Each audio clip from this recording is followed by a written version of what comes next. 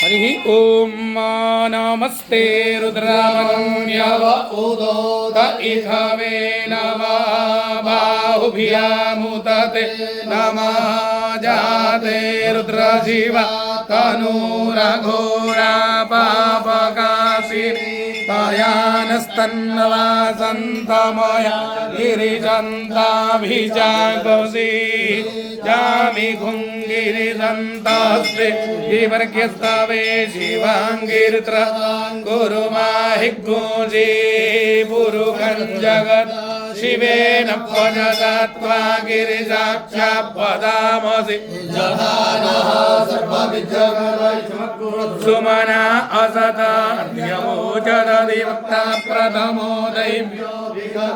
अहिंसा सर्वाञ्जं वयं सर्वाश्च जातु धान्यो धरासि परासुवा असौजताम्र अरुण उत बभ्रू सुमङ्गल जय जैन गोरुद्रा अवितो दिक्षु श्रीरा सहस्रसो वैखा गुएड ईव हसोजो वसर्पति नीलग्रीवो विलोहिता उदैनङ्गोपा अदृशन्नुदा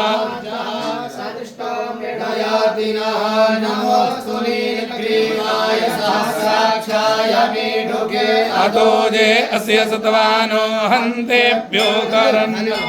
प्रमुञ्चरन् वनस्तुभयोरा जाम्माजाश्च ते हस्त